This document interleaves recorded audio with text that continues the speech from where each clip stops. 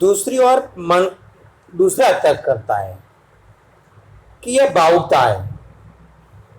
यदि गांव में जाना ही न हो तो वह घर रखने का क्या अर्थ है? अच्छे पैसे मिल रहे हैं, इतने पैसे फिक्स डिपॉजिट में रखे तो भी अंत में निकाल देने का निर्णय किया। परंतु हम सब भाइयों ने एक बार सपरिवार अपने उस घर में कुछ दिन एक साथ रहने के लिए सोचा। हमेशा के लिए निकाल देना है तो एक बार इस घर में सब एक साथ रह ले। प्रश्न आएगा कि सभी भाई, लेखक के सब भाइयों ने सपरिवार उस घर में साथ रहने का क्यों सोचा? ऐसा प्रश्न आएगा। सपरिवार सभी भाइयों ने रहने का क्यों सोचा? तो इसका उत्तर हो सकता है कि लेखक के सब भाइयों ने एक बार सपरिवार उस घर में साथ रहने का इसलिए सोचा कि हमेशा के लिए इस मकान को निकाल देना है तो एक बार उस घर में सब एक साथ रह ले। ठीक है, ये प्रश्न रेड पेन से लिखा हुआ है। क्योंकि बेच ही देना है तो एक बार सब हम रह ले। आगे, और फिर लंबे समय बाद यह बंद घर खुला। देखते देखते छोटे बड़े परिवारों से यह सुनाकर घूमने लगा। इस अवसर पर एक नगरवासी मित्र को गांव के इस घर को देखने के लिए साथ ले गया था। शहर का जो मित्र था उसको भी साथ में लाए थे, सब परिवार भी आए थे। हमारा गांव में एक ऐसा घर है वो देखने के लिए एक शहर के मित्र को भी लाए थे। पुराने दिन वापस लौट आए। पिताजी की मृत्यु के बाद मेरी माँ करीब करीब उदास रहती थी। माँ तो उदास रहती थी पिता की मृत्यु के बाद। तो घर के सामाजिक प्रसंगों में भी विशेष रुचि नहीं लेती थी। यह भी एक आकार सबके बीच यहाँ आकर, माँ भी यहाँ आए ना तो सबके बीच प्रसन्न लगी, खुश दिखाई देने लगी। परंतु अब घर की प्रत्येक दीवार मुझे उलाहना देने लगी। उलाहना यानी कि उपालन, शिकायत करने लगी, तू हमें बेच रहा है, ऐसे उलाहना देने लगी। दालान में जहां मैं हमेशा बैठता वहां बैठकर पहली बार ककहरा लिखा। ककहरा यानी कि कको, ककहरा लिखा और वहां बैठकर छुट्टियों में उच्च शिक्षा के ग्रंथ पढ़ता था। वहां आकर बैठा, वहां भीतर से टेक लेते ही अंदर से मुझे हिला गई। मैंने पीछे मुड़कर उस पर हाथ फेरा। वह कह रही थी, एक तो इतने दिनों के बाद आए और अब हमेशा के लिए जाना है या तो बेच देना है। ये हमें उपालम दे रही है, शिकायत कर रही है। मैं व्यग्र हो गया, उदास हो गया, व्याकुल हो गया।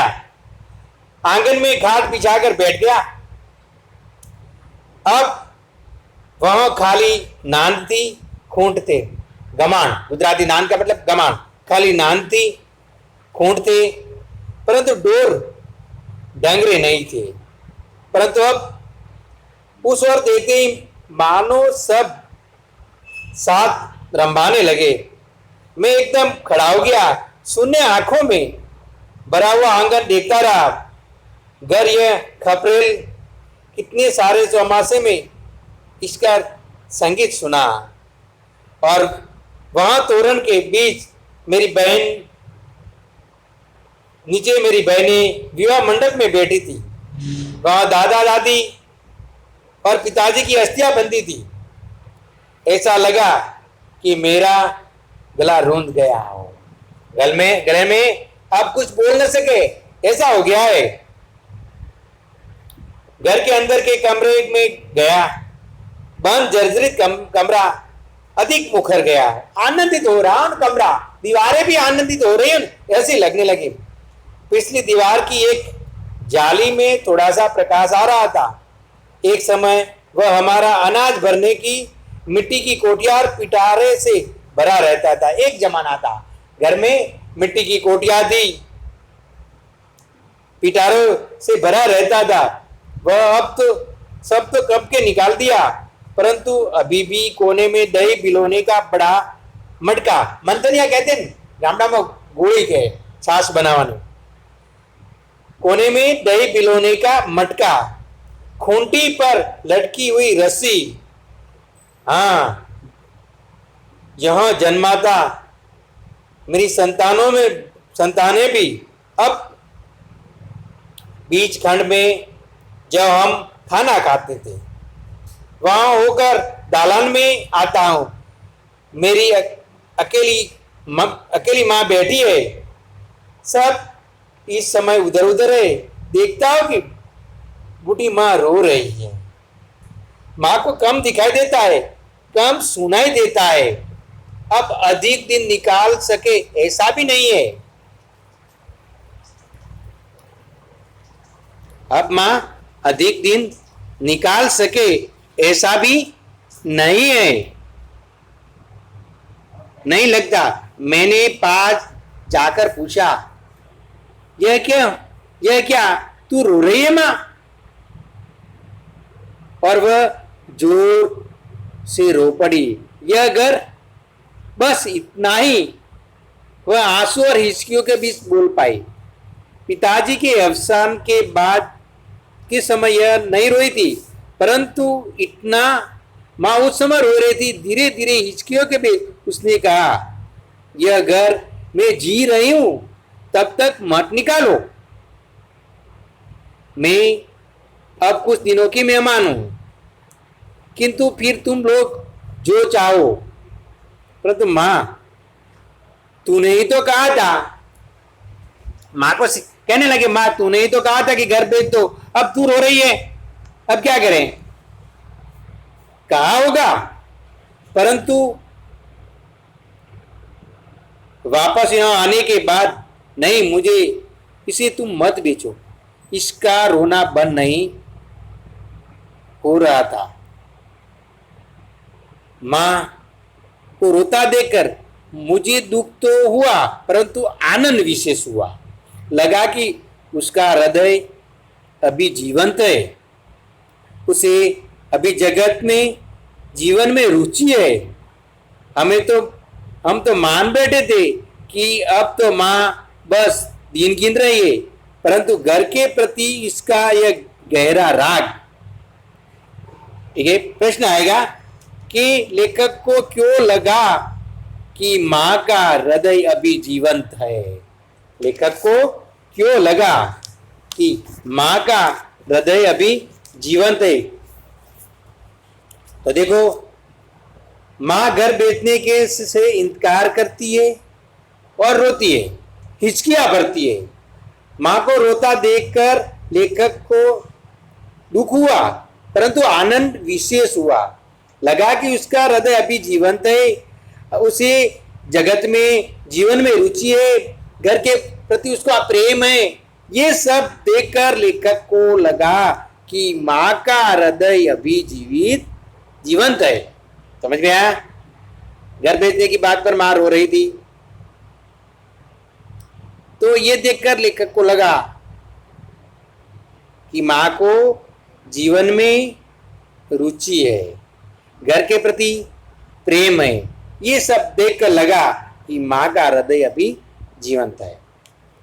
उसने कहा, घर निकाल देने की बात को लेकर मेरे मन में भी अंदर ही अंदर अपराध बोध तो था, परंतु अब तो एक प्रकार की तीव्र कसक उठी, हृदय में सूल भोगने लगी, कसक उठी। घर को सभी की सहमति से बेचने का निर्णय लिया था। इकरारनामा भी हो चुका था। इकरारनामा, करार पत्र, हम कहते हैं दस्तावेज, करार पत्र भी हो चुका था। लेकिन उस दिन से प्रत्येक सदस्य घर की बात निकालते ही मौन हो जाता था। कोई बेचने की बात कह भी नहीं सकता था। आगे पैराग्राफ में, इतने में छोटा भाई मकान खरीदने वाले के साथ आया। घर के अन्य सदस्य भी एकत्रित होकर माँ के आसपास बैठ गए। माँ को समझाने का प्रयत्न करने लगे। हम अधिक सुविधा वाला नया मकान इस गांव में ही बनाएंगे। इसी घर के पैसों से तुम कहोगी वैसा ही घर। माँ ने कहा, मैंने इस घर की सती तक ईंटें चढ़ाई है। तुम्हारे पिता ने कितनी उमंग से बांधा है।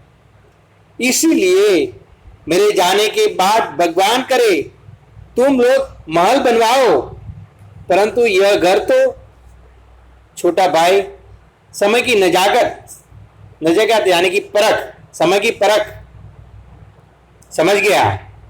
उसने मकान खरीदने वाले से कहा, भाई कुछ समय रुक जाओ, यह घर देंगे तब तुम्ही को ही देंगे। मैंने कहा कि हम सबकी छाती पर से छोटा एक पत्थर सा हट गया। बरसात के बाद खुले आकाश जैसा माँ का मुंह देखकर मानो जर्जरित घर हंस रहा था। अदृष्ट गुरुदेवता की प्रसन्नता सारा स्पर्श सभी को हुआ था। अब देखिए, छोटे भाई ने मकान खरीदने वाले को क्या कहा, तो इसका उत्तर क्या हो सकता है कि यह मकान जब भी देंगे तब तुम्ही को ही देंगे, ऐसा छोटे भाई ने मकान खरीदने वाले को कहा। लेखक के छोटे भाई ने मकान खरीदने वाले को क्या कहा, तो जब भी मकान देंगे तब तुम्ही को ही देंगे, ऐसा कहा। घर बेचने के निर्णय के बाद लेखक को क्या एहसास हुआ। घर न बेचने के निर्णय के बाद लेखक को कैसा एहसास हुआ, तो घर न बेचने के निर्णय के बाद लेखक को ऐसा एहसास हुआ कि हम सबकी छाती पर से एक पत्थर सा हट गया था। बरसात के बाद खुले आकाश में जैसा माँ का मुंह देखकर मानो जर्जरित घर हंस रहा था। अदृष्ट गुरु देवता की प्रसन्नता का स्पर्श सभी को हुआ था। इस प्रकार मानो कि मुख्य उत्तर है कि घर न बेचने के निर्णय के बाद लेखक को मानो कि पत्थर साध गया। अदृश्य गुरु देवता भी हंस रहा हो ऐसा लगा। सब लोगों के मुंह भी प्रसन्न हो गए थे। ठीक है, एक हम में सभी प्रश्नों की चर्चा की है। अब हम वैकल्पिक प्रश्न की चर्चा करते हैं। वैकल्पिक प्रश्न देखें कि लेखक ने अपना कैसा घर बेचने का विचार किया। लाल पेन से मैंने राइट किया है, पूछते नहीं घर। बंद रहने के कारण पुराना घर कैसा होता जा रहा था, तो बंद रहने के कारण पुराना घर जर्जरित होता जा रहा था। लेखक के पिताजी ने घर बनाने के लिए कहाँ से चिकनी मिट्टी लाते थे, तो सरोवर, नदी, हंस तालाब, अम्बा तालाब सब है। इसमें से क्या है सही उत्तर? अम्बा तालाब। लेखक की मां क्यों रोने लगी, तो घर बेचने के कारण, पिताजी का अवसान, खेत में नुकसान। तो इसमें घर चौथा है, यह घर मैं जी रही हूं तब तक मत निकालो, ये सही उत्तर है। ठीक है, अब बड़े प्रश्न है, तो बड़े प्रश्न विस्तार से लिखना है कि लेखक ने पुराने घर के साथ परिवार का कैसा संबंध था। तो ये बात प्रश्न को समझाना है। तो पहले कहाँ पर लिखने बैठते थे, भाइयों की शादी कहाँ हुई थी, बहनों का मंडप कहाँ लगा था, दादा दादी की अस्थियां कहाँ से निकली थी। ठीक है, ये सब बातें इसमें लिखना है। घर बेचने से माँ को क्यों दुख हो रहा था, तो ये बात है कि माँ ने स्वयं मजदूर की घर, अपने पति ने और खुद ने अपने परिवार ने स्वयं मजदूरी करके घर बनाया था। अम्बा तालाब से मिट्टी लाए थे, अपनी बैलगाड़ी में ईंटें लाए थे, साथ ही ईंटें चढ़ाई थी। ठीक है, इसमें उनकी भावनाएं जुड़ी थी, इसलिए माँ को घर बेचने का दुख हो रहा था। अस्तु, ये कम में कोई समझ में कोई प्रश्न ना आया हो तो हमें प्रश्न करना। ठीक है, जय हिंद, जय भारत।